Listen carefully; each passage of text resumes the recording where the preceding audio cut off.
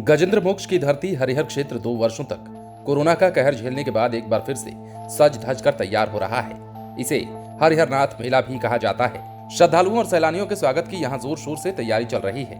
सोनपुर मेले को लेकर न सिर्फ जिले बल्कि अन्य जिलों से आने वाले लोगों, व्यापारियों और साधु संतों में भी खासा उत्साह है। देवोत्थान के अवसर पर ही गाजे बाजे और मंत्रोच्चार के बीच हरिहर क्षेत्र मेला कलश यात्रा निकाली गई तो गजेंद्र मोक्ष की कथा जीवंत हो उठी।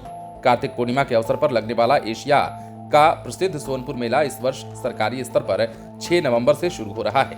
उप मुख्यमंत्री तेजस्वी यादव मेले का शुभारंभ करेंगे। इसके बाद विधिवत तरीके से मेला अपनी रौ पर होगा और 1 माह तक चलेगा। वैसे गैर सरकारी स्तर की बात करें तो देवोत्थान से ही मेला शुरू हो जाता है।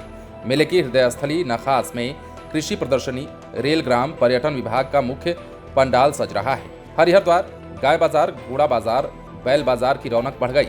चिड़िया बाजार में सजावट हो रही है। कार्तिक पूर्णिमा स्नान के लिए साधु संतों का आगमन भी शुरू हो चुका है।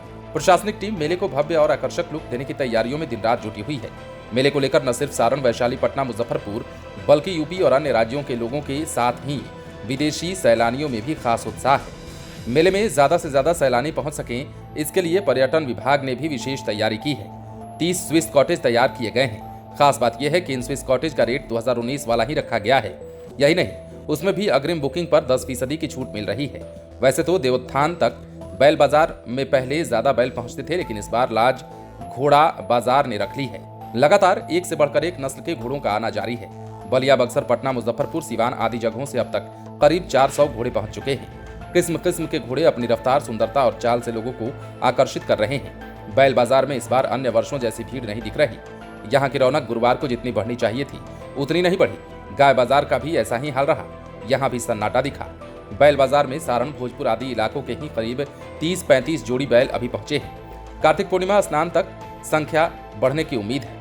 मेले में कई वर्षों के बाद चिड़िया बाजार लगाने की तैयारी अंतिम चरण में है। प्रतिबंधित चिड़ियों की बिक्री पर रोक रहेगी। सोनपुर मेला रविवार से शुरू हो रहा है। इसे देखते हुए बिहार राज्य पथ परिवहन निगम की ओर से प्रतिदिन हर आधे घंटे पर बसें खोली जाएंगी। पटना से जाने वाली सभी बसें सीएनजी होंगी। बांकीपुर गांधी मैदान बस स्टैंड से सुबह 6 बजे से ही बसें सोनपुर के लिए मिलना शुरू हो जाएंगी। वहीं हाजीपुर से सोनपुर जाने के लिए 14 बसें चलाई जाएंगी। छपरा से सोनपुर के लिए 12 बसें हैं।